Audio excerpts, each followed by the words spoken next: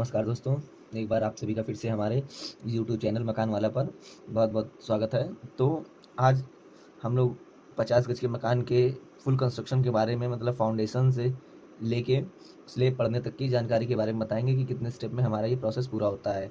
बाकी वीडियोस में हमने पिछली मैपिंग, प्लानिंग और फुटिंग की डिटेल का बता दिया, ठीक है। अब इसके बाद जो भी प्रोसेस होते हैं, देखिए अब इसको हम लोग बताते हैं कि 50 गज के मकान में पूरा प्रोसेस क्या होता है। 50 गज या कोई भी साइज़ का मकान हो तो उसमें हमारा पूरा प्रोसेस मकान बनने में क्या क्या होता है। तो देखिए, हमारा जो टॉपिक चल रहा था 50 गज के मकान के बारे में चल रहा था, तो उसी से लेके चलते हैं 50 गज के मकान का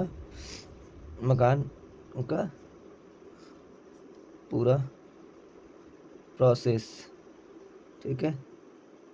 कितने स्टेप में ये कंप्लीट होता है हमारा, 50 गज, 100 गज या कोई भी हो।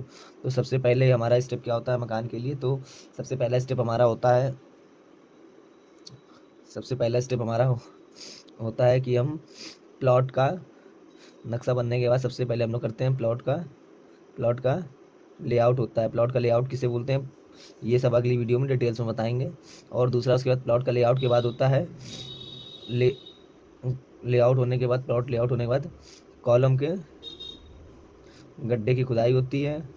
कॉलम के गड्ढे खुदते हैं। फिर थर्ड प्रोसेस क्या होता है, इनकी पीसीसी होती है गड्ढों की।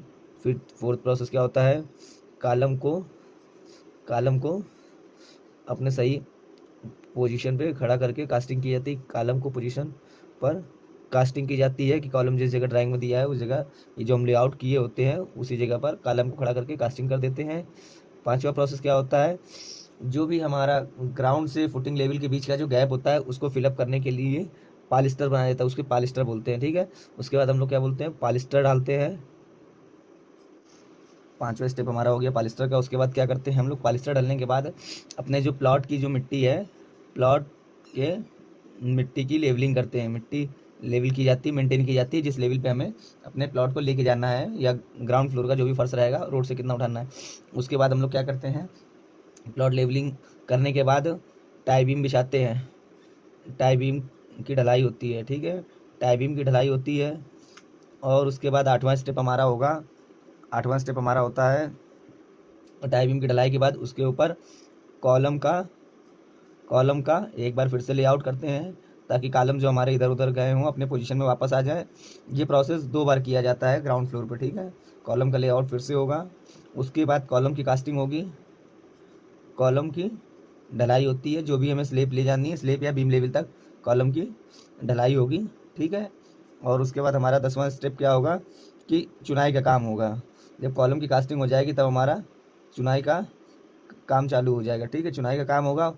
उसके बाद चुनाई हो जाने के बाद हमारे यहाँ चुनाई का काम, और चुनाई के साथ साथ देखिए चौखट भी होता है इसी में, तो चुनाई चौखट एक साथ हो गया, ठीक है। उसके बाद हम क्या करते हैं, चुनाई लगने के बाद शटरिंग की तैयारी होती है, शटरिंग लगती है, शटरिंग। फिर उसके बाद अगला स्टेप हमारा होता है सरिया बंधवाई, ठीक है। फिर हमारा 13वां स्टेप होता है, उसके बाद जाके जब सरिया बन जाती है तो ये चीज़ ध्यान दीजिएगा, जो भी बिजली का वर्क होना है, पाइप लाइनिंग का काम होना है, उसको स्लेब में ही करवा लीजिएगा। बिजली का जो भी वर्क है तो आपका अंडरग्राउंड वायरिंग पड़ी रहेगी, वरना आपको ओपन वायरिंग करनी पड़ेगी। तो सरिया बंधने के बाद आपको क्या है, वायरिंग वाले पाइप करवाने, वायरिंग के पाइप या बिजली वाले पाइप डलवा लेने हैं उसी सरिया में। उसके बाद क्या होगी, हमारी कास्टिंग हो जाएगी। उसके बाद क्या है, स्लैब कास्टिंग हो जाएगी, यानी छत की ढलाई हो जाएगी। क्या होगी, हमारी छत की ढलाई। और सबसे आखिरी स्टेप ध्यान दीजिएगा, ये जो 15वां स्टेप है हमारा, छत की ढलाई होने के बाद उसमें कम से कम 7 दिनों तक क्यारी बांध के पानी भरना जरूरी है। छत की ढलाई के बाद क्या करते हैं, मेड़ बांध देते हैं, मेड़ या क्यारी बांध के पानी भर देते हैं।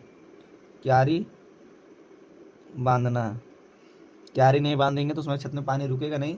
तो ये जो हमारे इतनी जो मेहनत की गई है, स्लेब कास्टिंग, चुनाई, प्लास्टर, तो छत सब क्रैक होने लगेगी। तो प्लीज़ कम से कम 7 दिनों तक नई छत में पानी भरना चाहिए, उसके बाद ही उस पानी को हटाना चाहिए। तो ये हमारे लगभग 15 छोटे छोटे पॉइंट्स थे जिनको ध्यान देते हुए अपने मकान को हम लोग को बनवाना है, ठीक है। ये 15 स्टेप लगभग सभी मकानों में यही प्रोसेस होता है, चाहे आपका मकान 50 गज हो, 100 गज हो, 200 गज हो, चाहे कितना भी बड़ा हो, प्रोसेस सेम होते हैं। ये क्या है, हमारे प्रोसेस हैं, ठीक है, कि कितने प्रोसेस में हमारा मकान एक स्लैब पड़ने तक कंप्लीट होता है, ठीक है। आशा करता हूँ आप सभी को मेरी वीडियो पसंद आई हो और जानकारी समझ में आई हो।